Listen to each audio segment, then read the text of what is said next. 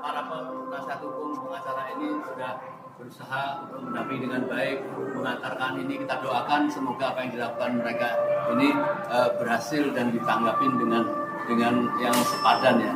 Jangan sampai kemarahan rakyat nanti kembali juga kepada Bawaslu, mengingat pada peristiwa Mei ya, saya menambahkan juga. 2019. Saya menambahkan bahwa pemilu dan pilpres ini salah satu pilar garda daripada menjaga kedaulatan rakyat. Tapi manakala penyelenggaraan pemilu dan pilpres ini penuh dengan kecurangan, penuh dengan kedoliman, yang salah satunya yang kita laporkan pada siang hari ini menunjukkan bahwa sebetulnya ini tidak legitimate. Kalau tidak legitimate berarti ini pemilu melanggar HAM, pemilu yang melanggar undang-undang dan konstitusi. Sehingga rakyat berhak untuk mengatakan ini pemilu yang legitimate, tidak legitimate. Oleh karena itu, bagaimana cara menyelesaikan prahara daripada pemilu yang penuh dengan kecurangan dan kebiadaban ini, maka akan kita kembalikan kepada rakyat sebagai pemilik daripada kedaulatan yang penuh. Sehingga rakyat akan menentukan. Dan kami siap untuk bersama-sama rakyat untuk menyelesaikan dengan cara apapun. Terima kasih. Saya sedikit lagi mau menambahkan tentang IT yang digunakan oleh KPU ya. Pertama, kita menemukan atau dari informasi yang ada beredar di sosial media menemukan pertama IT yang IT KPU dengan IT web ya, web KPU dan web Rekap itu berada di tempat yang berbeda.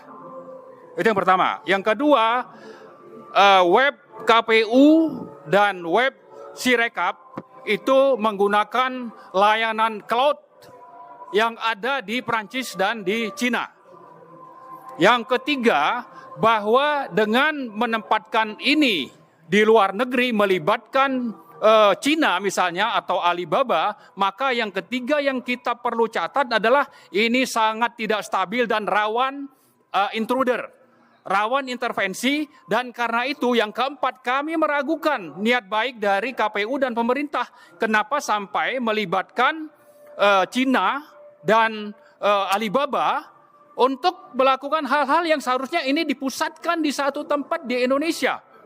Artinya ini akan justru membuka kesempatan terjadinya manipulasi perhitungan suara dan ternyata sudah ditemukan ada algoritma yang akhirnya memenangkan 02 dan merugikan paslon 1 dan 3. Nah ini 4 hal yang saya kira dari IT yang kita sebut tadi tidak layak dipakai, tidak melalui ISO yang ditetapkan, tidak melalui kalibrasi.